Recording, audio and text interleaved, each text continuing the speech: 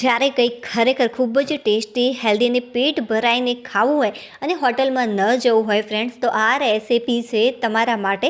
એકવાર તમે શાકભાજીની અંદર સોજી નાખી અને શેકી જુઓ અને પછી જુઓ કમાલ. તમે ક્યારે વિચાર્યું પણ નહીં હોય કે આ રીતે પણ આટલી ટેસ્ટી સરસ મજાની રેસીપી બનીને તૈયાર થઈ શકે છે. ખાસ બાબત તો એ છે કે આ જે રેસીપી છે એ ફટાફટ બનીને તૈયાર થઈ જાય છે.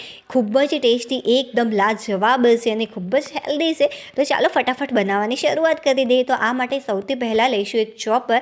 જો ચોપર ન હોય અને મિક્સર જાર હોય તો મિક્સર જારની અંદર તમે મિક્સર ચાલુ બંધ કરીને આને ક્રશ કરી શકો છો. તો પાવ વાટકી જેટલા વટાણા લીધા છે, ઊભા કટ કરેલું. આની અંદર મેં ગાજર એડ કર્યું છે, એ પણ પાવ વાટકી જેટલું. અને એટલા જ પ્રમાણમાં કેપ્સિકમ અને કોબીજ એડ કરીશું. તમને જે પણ શાકભાજી પસંદ હોય એ તમે આની અંદર એડ કરી શકો છો. ફ્લાવર, ડુંગળી અથવા તો ટામેટું, તમને જે પણ શાકભાજી પસંદ હોય, ઘરમાં જે પણ હોય એ તમે લઈ શકો છો. બાળકો ન ખાતા હોય શાકભાજી એ તમે ચોક્કસથી આની અંદર એડ કરી દેજો. બાળકોને ખબર પણ નહીં પડે કે તમે આની અંદર આ શાકભાજી ઉમેર્યું છે. હવે આપણે એક નોનસ્ટિક પેન લઈશું. જો નોનસ્ટિક પેન ન હોય તો કોઈ પણ કઢાઈ કે તપેલીનો ઉપયોગ તમે અહીંયા કરી શકો છો. 3 મોટી ચમચી ભરીને આની અંદર તેલ એડ કરીશું. ફક્ત તમે 2 ચમચી તેલથી પણ તૈયાર કરી શકો છો.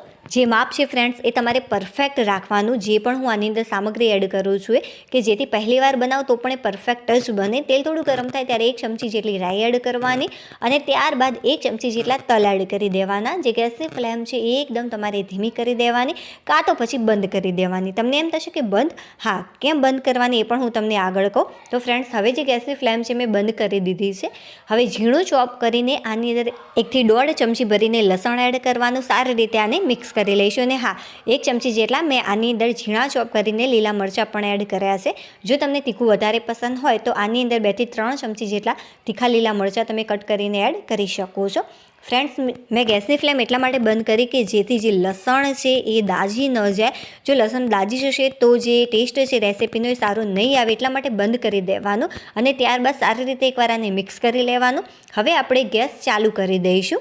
જે લસણ અને મરચાં એડ કર્યા છે એને તમારે ફક્ત 1/2 મિનિટ માટે શેકવાના કે જેથી જેને ફ્લેવર હોય એ ખરેખર ખૂબ જ સરસ આવે.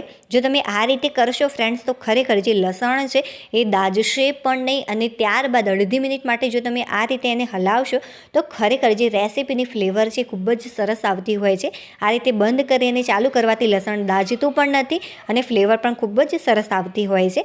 હવે જે શાકભાજી મેં કટ કરીને રાખ્યા હતા તેનું માપ થયું છે 1 વાટકી ભરીને. જે શાકભાજીનું માપ છે 1 વાટકી કરતાં થોડુંક વધારે હશે તો પણ ચાલશે, પાવ વાટકી જેટલું વધારે.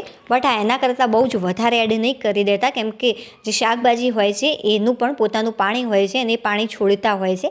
એટલા માટે સારી રીતે એકવાર તમારે મિક્સ કરી લેવાનું. ત્યારબાદ આની અંદર 1 ચમચી ભરીને મીઠું એડ કરી દેવાનું. સ્વાદ અનુસાર તમે તમારા ટેસ્ટ પ્રમાણે મીઠું એડ કરી શકો છો. બસ મીઠાને મેં ખાલી મિક્સ કર્યું છે. હવે આપણે આની અંદર એ જ વાટકીની મદદથી એડ કરીશું 1 વાટકી ભરીને પાણી.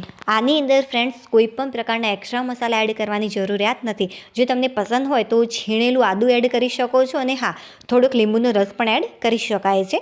બટ આટલા મસાલા ઇનફ છે. ફક્ત મીઠું. રેસીપીનો લુક ખૂબ જ સરસ આવે એ માટે ફ્રેન્ડ્સ હું આની અંદર એડ કરું છું 1 ચમચી ભરીને ચીલી ફ્લેક્સ અને થોડીક તીખાશ પણ આનાથી આવશે. જો હોય તો ચોક્કસ એડ કરજો અને જો ના હોય ફ્રેન્ડ્સ તો જે પ્રમાણે મેં કહ્યું અગાઉ કે લીલા મરચાંનું પ્રમાણ તમારે થોડુંક વધારે એડ કરી દેવાનું. જો તમે લીલા મરચાં નથી ખાતા તો આની જગ્યાએ તમે લાલ મરચાંનો પણ ઉપયોગ કરી શકો છો. સારી રીતે ઉભરો આવે ત્યારે તમારે આની અંદર 1/2 વાટકી ભરીને સોજી એડ કરવાની. જે ગેસની ફ્લેમ છે હવે આપણે ધીમી કરી દઈશું, કાં તો તમે મીડિયમ પણ રાખી શકો છો. ફાસ્ટ ફ્લેમ ઉપર બિલકુલ પણ આને તમારે આ રીતે મિક્સ નથી કરવાનું. નહીં તો જો તમે નોનસ્ટિક પેનનો ઉપયોગ નહીં કર્યો હોય તો નીચેથી આ થોડુંક ચોંટવા લાગશે. એટલા માટે આને બહુ જ બધું પકાવવાની જરૂરિયાત નથી. આ ઘટ થાય ત્યાં સુધી તમારે આને મિક્સ કરવાનું છે. અને હા ફ્રેન્ડ્સ, એક વિડીયો બનાવવામાં ખરેખર બહુ જ મહેનત લાગતી હોય છે. થોડીક પણ રેસીપી તમને યુનિક લાગી રહી હોય, પસંદ આવી રહી હોય તો પ્લીઝ વિડીયોને લાઇક કરી દેજો. ચેનલ ઉપર નવા હોય તો ચેનલને સબસ્ક્રાઈબ કરવાનું બિલકુલ પણ ભૂલતા નહીં. જો જે ગેસની ફ્લેમ છે મેં થોડી વાર માટે મીડિયમ કરી દીધી લીધી હતી અને સરસ મજાનું જે મિક્સર છે ઘટ થઈ ગયું છે, આટલું ઇનફ છે. આના કરતાં બહુ વધારે પડતું ઘટ કરવાની જરૂરિયાત નથી. ચાલો હવે આપણે શું કરીશું, ઢાંકણ ઢાંકી દઈશું અને જે ગેસની ફ્લેમ છે એકદમ ધીમી રાખીશું. ઢાંકણ ઢાંકી અને તરત જ જે ગેસની ફ્લેમ છે તમારે બંધ કરી દેવાની, કે જેથી વરાળમાં આ સારું એવું થોડુંક બફાઈ જાય. 5 મિનિટ માટે આ રીતે આને છોડી દઈશું. મેં ગેસ બંધ કરી દીધો.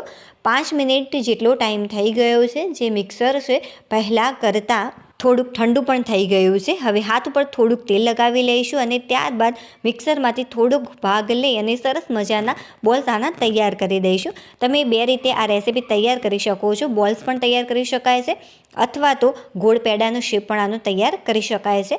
અત્યારે હું પેડાનો શેપ તૈયાર કરી રહી છું. જુઓ, બહુ જ સરસ દેખાવાનું લાગી રહ્યું છે. લાસ્ટમાં ફ્રેન્ડ્સ આનો હું તમને સૂર્યપ્રકાશમાં ઓરિજિનલ રિઝલ્ટ બતાવીશ. તમે ચોંકી જશો કે ખરેખર આટલી સરસ મજાની સુપર સોફ્ટ રેસીપી બનીને તૈયાર થતી હોય છે. તમે ક્યારે નહીં વિચાર્યું હોય. ચાલો હવે આપણે આગળની પ્રોસેસ કરી લઈએ. તો આ માટે મેં લીધી છે એક છીણી. છીણીને આપણે તેલ અથવા તો ઘીથી ગ્રીસ કરી લઈશું. એકદમ હલકું આની ઉપર હું તેલ લગાવી રહી છું. છીણીની જગ્યાએ તમે કોઈ પણ પ્લેટનો પણ ઉપયોગ કરી શકો છો. એવું જરૂરી નથી કે કાણાવાળી પ્લેટ જ જોઈએ, તમે કાણા વગરની પ્લેટનો પણ ઉપયોગ કરી શકો છો. હવે જે આપણે તૈયાર કરી છે રેસીપી એ આની અંદર મૂકી દઈશું. આ રીતે થોડીક જગ્યા રાખીશું કે જ્યારે એ બફાય ત્યારે એકબીજાને ચીપકે નહીં. જો તમને પસંદ હોય તો તમે શાકભાજીની સાથે સાથે આની અંદર કોથમીર પણ એડ કરી શકો છો. તેનાથી પણ આ ખૂબ જ સરસ લાગતું હોય છે. હવે ફ્રેન્ડ્સ એક તપેલીની અંદર મેં પાણીને ગરમ કરવા મૂક્યું હતું. પાણી સારી રીતે ગરમ થઈ ગયું છે. હવે આપણે જે છીણીમાં રેસીપી બનાવીને તૈયાર કરી હતી એ આના ઉપર મૂકી દઈશું અને ફાસ્ટ ફ્લેમ ઉપર ઢાંકણ ઢાંકી ફક્ત ને ફક્ત 4 મિનિટ માટે આને કૂક કરીશું. ફક્ત 4 મિનિટની અંદર સરસ મજાની આ રેસીપી બફાઈ જતી હોય છે અને વધારે બાફવાની કોઈ જરૂરિયાત નથી. 4 મિનિટ પછી ફ્રેન્ડ્સ તમે જોજો, ખરેખર બહુ જ સુપર સોફ્ટ બનીને આ તૈયાર થતી હોય છે. જુઓ ફ્રેન્ડ્સ, ફાઇનલી સરસ મજાની આપણી ટેસ્ટી રેસીપી તૈયાર છે. તમે ડાયરેક્ટ આને આ રીતે પણ ખાઈ શકો છો અથવા તો જો તમારે વધારે ટેસ્ટી ખાવું હોય તો કઈ રીતે ખાઈ શકાય ચાલો એ જોઈ લઈએ. તો આ માટે સૌથી પહેલાં લઈશું એક નોનસ્ટિક પેન. નોનસ્ટિક પેનની અંદર 1 થી 2 ચમચી જેટલું તેલ લઈ લેવાનું. તેલ થોડું ગરમ થઈ જાય ત્યારબાદ 1 ચમચી ભરીને રાઈ એડ કરીશું. રાઈ સારી રીતે ફૂટે ત્યારબાદ 1 ચમચી ભરીને તલ એડ કરી ઢાંકણ ઢાંકી દઈશું.